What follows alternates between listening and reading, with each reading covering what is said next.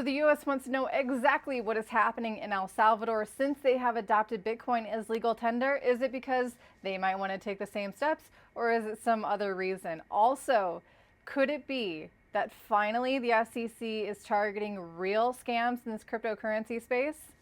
Or is this just a wolf in sheep's clothing and they're actually going to be doing what they do best and making a mess out of it all? That's what we're talking about in today's episode. If you guys enjoy these daily updates, please hit the like button. If you've been watching these every day and you haven't hit subscribe, I encourage you to hit subscribe.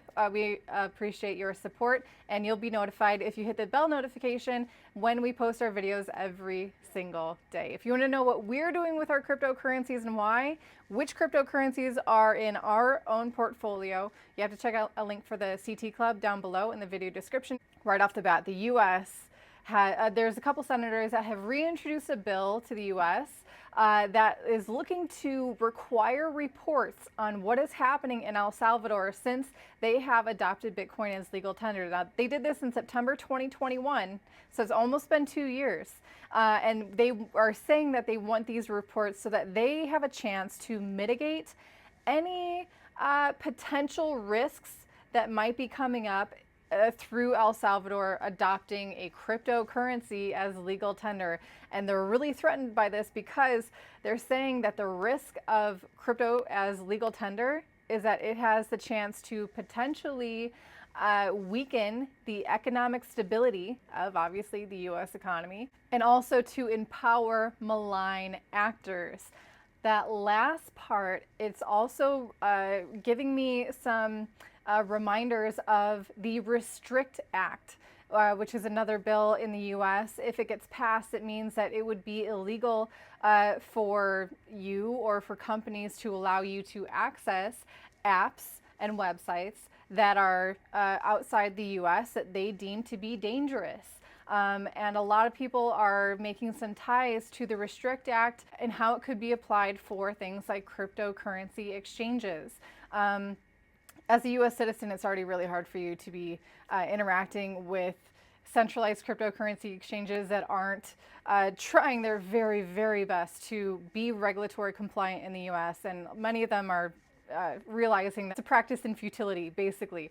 But anyway, getting back to this, is the US is obviously worried of this becoming a pattern of other nations adopting crypto as legal tender instead of just using, let's say, the US dollar to support their failing economy that has been used by many other nations around the world. A lot of them have also accept US dollar as well. So obviously the US doesn't want to lose their reserve status, but do you think they're aware of what's happening with the BRICS nations, which is Brazil, Russia, India, China, South Africa, in addition to over 40 other nations, 40 more nations, are conducting or exploring trade agreements with each other that actually exclude the US dollar? That would really hinder the reserve status, the world reserve status of the US dollar. If you guys want to know what Toby thinks about this, and I definitely agree with him, I definitely recommend that you go back and you watch that one as well. He talks about the BRICS nations, what they're doing, and also about the US and are they going to default on their debt. What we think, or specifically what Toby thinks, I definitely agree with him again, how they're going to be working their way out of that hole by probably digging another one. Moving on, I want to talk about what the SEC is doing. Is it possible that they're actually going to be going after scammers in crypto? Could they actually be protecting some users in crypto here with their most recent actions? This is a big hope for me, but we have all seen how the crypto industry has been burned time and time and time again, how hundreds of millions of dollars have been wasted in lawsuits from the SEC versus legitimate cryptocurrency projects. But what I'm talking about today is it looks like now SEC is potentially targeting earning websites that are promising daily returns, not an APY, not a yearly return, daily returns of up to 4.5%. There's one platform that was offering within 24 hours like a 61.9% return, which is insane. And I'm going to include a link to the article down below so that if you guys are new, you can read the description of these I think these are definitely fraud scam sites that they're targeting here, where basically you have to create an account on a website. It's a private website and you could only access it if you have an account. You have to generate a wallet there that the company controls. From there, you have to go on a separate trading platform that doesn't allow you to do anything you ever want to, or to send it out of that exchange into any wallet that you want to.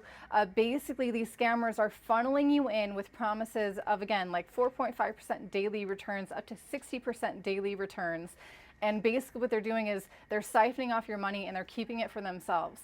There is no autonomy, there is no security or self-custody happening here, and people are getting lured in because, let's be honest, they're desperate or they're greedy. And a lot of people fall for these a lot of times in crypto, and it's a tale as old as crypto, basically. These have been around for a long time. But as new people come in, they fall for these scams. And so I really hope that the SEC sticks to the scams and doesn't use this as an excuse to go after legitimate passive income earning options in cryptocurrency, for example, staking or mining or lending. These are... A lot of companies take advantage of this lack of education of investors in crypto, and a lot of people fall for it if they don't understand exactly how the profits are generated. Staking on chain is not a scam. It is literally how you help to secure the network, and you are either paid in transaction fees or in block rewards. The same with mining. So I'm going to keep an eye on this, and I really hope that they don't, like, you know, when we give an inch, when they're taking an inch and then they're going to take a mile, basically, and target a lot of other ways that people are empowering their lives through passive income with cryptocurrency. It is possible, and it's something that I think a lot of people should be taking advantage of while they can, but not these scam sites. If you guys want me to put out a video that highlights exactly what a scam site looks like, or what are the red flags, please let me know in the comments down below, especially if you're new. If you enjoyed this and you found this to be a helpful video, hit the like button, and again, hit subscribe, because we're putting out another video tomorrow like we do every single day. So anyway, this is Crypto Tips. I'm Heidi. I'll see you later. Bye, guys.